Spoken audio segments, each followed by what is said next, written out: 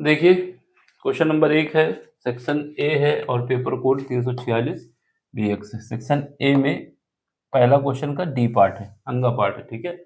इसमें ये बताया जा रहा है कि तीन प्रिज्मों के अपवर्तक कोण, तीन प्रिज्मों के अपवर्तक कोण का मतलब होता है प्रिज्म कोण दिया हुआ है, ठीक है। एक हमारे पास 15 यानी तीनों ही के सेम है। तीन प्रिज्मों का अपवर्तक कोण कितना है? 15 डिग्री है। इसके बाद ये क्या है, उनका अपवर्तनांक जो दिया है, रिफ्रैक्टिव इंडेक्स कितना है, एक का हमारे पास 1.6, फिर 1.5, फिर 1.4 है। अब आपसे कह रहा है उनके विचलन कोण क्रमशः इतने हैं, डेल्टा 1, डेल्टा 2 और डेल्टा 3। अब आपको ये प्राप्त करना है कि कौन सी रिलेशन आपको सेटिस्फाई कर रही है। चार ऑप्शन दिए गए हैं, चारों ऑप्शन में कौन सी कंडीशन आपको सेटिस्फाई करेगी, ठीक है, ये बताना है इसको। देखो कैसे करोगे।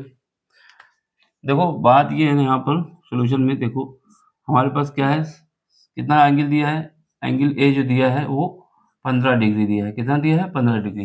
तीनों ही कोणों का जो भी हमारे पास है प्रिज्म है, सबके कोण जो है हमारे पास 15 डिग्री है, ठीक है। तो यहाँ से हम कह सकते हैं A1 बराबर A2 बराबर A3, सब क्या है? 15 डिग्री है। यानी तीन प्रिज्म अलग अलग बनाओगे, सबके इतना ही एंगल आएगा। ये 15 डिग्री बहुत छोटा एंगल है, ठीक है। 15 डिग्री बहुत छोटा एंगल है। जब 15 डिग्री बहुत छोटा एंगल है तो हम ये कह सकते हैं कि हमारे पास साइन, अगर 15 डिग्री कहीं लिखा हुआ है तो वो क्या हो जाएगा? डिग्री के बराबर हो जाएगा। बात नहीं समझे? अगर कहीं पर भी थीटा दिया है, साइन थीटा, और एंगल हमारे पास थीटा बहुत कम है, तो साइन थीटा हट के थीटा हो जाता है, ठीक है। ये कब हो जाता है? कब? जब हमारे पास थीटा जो है वेरी वेरी वेरी लेस, ये बहुत ज़्यादा कम है, ये थीटा बहुत ज़्यादा कम है, ठीक है। किससे? जो हमारे पास एंगल होगा, जैसे साइन 45 हो, साइन 30 हो, तब ठीक है। लेकिन इसको हम क्या मानेंगे कि ये एंगल बहुत सा ज़्यादा ही कम है, ठीक है। दूसरी बात, हम साइन की वैल्यू भी निकाल सकते हैं, लेकिन साइन 15 की वैल्यू हम लोगों को याद होती है, उसका यूज कर सकते हो। लेकिन यहाँ पे क्या करना है कि हमें विचलन कोण निकालना है, डेल्टा 1, डेल्टा 2, डेल्टा 3, ठीक है। हमारे पास ये कॉन्सेप्ट पता होना चाहिए प्रिज्म वाला, जो अपवर्तनांक m म्यू इक्वल टू क्या होता है, साइन ब्रैकेट में क्या होता है, डेल्टा m प्लस a, ये क्या हो जाएगा बाई 2, यहाँ पे क्या आ जाएगा साइन a बाई 2, ठीक है। ये हमारे पास फार्मूला निकालते हैं। ये कब निकलता है? जब हमारे पास न्यूनतम मिश्रण होता है। क्या होता है? न्यूनतम मिश्रण होता है। ये कंडीशन किसकी है?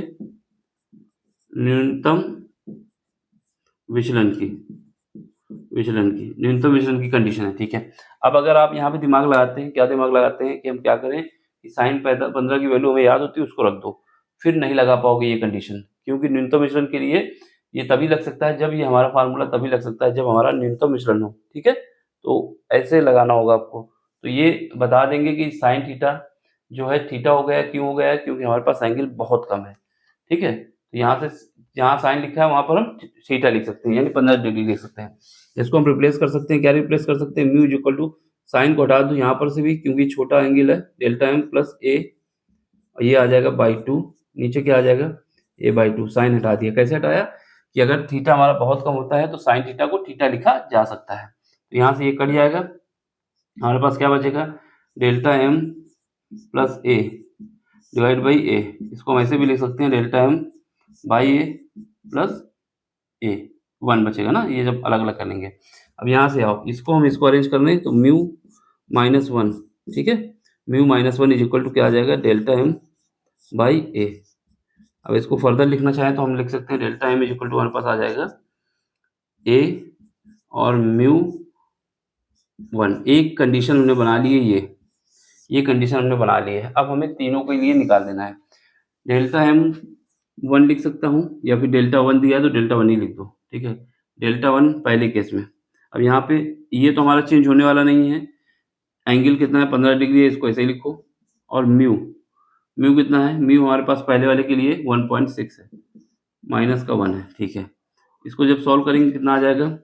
ये 15 और यहाँ से बचेगा इंटू पॉइंट का 6, तो आ जाएगा 15 छः का 90 डिग्री, ठीक है। 90 आएगा, लेकिन ये हमारे पास पॉइंट लगा हुआ है तो ये 9 डिग्री बचेगा, एक पॉइंट लगा हुआ है ना। इसके बाद डेल्टा 2 निकाल लो, ये कितना आ जाएगा? ये हमारे पास आ जाएगा 15 डिग्री, तो यही रहेगा ही। यहाँ पर क्या है? 1.5 है, माइनस का 1 है, कितना आ जाएगा? 15 इंटू 0.5 बंदा अपना 75 7.5 डिग्री आ जाएगा। फिर उसका डेल्टा 3 निकाल लो 15 डिग्री तो ऐसा ही रहेगा। यहाँ पर ये कितना है 1.4 है माइनस का 1 है तो कितना आ जाएगा यहाँ पास 15 इंटू 0.4 आ जाएगा। तो ये हो जाएगा 15 चौको 60 6 डिग्री आ जाएगा। अब तीनों में सबसे बड़ा कौन है डेल्टा 1 फिर डेल्टा 2 फिर डेल्टा 3 तो ऑप्शन कौन सा आ जाएगा ए आ जाएगा। देख लो करने का तरीका यही है, बाकी ये वैल्यू पुट करने की जरूरत नहीं थी। जब ये कंडीशन में निकाल ली तो हमें ये पता चल गया जिसका अपवर्तनांक ज़्यादा होगा वो एंगल ज़्यादा होगा।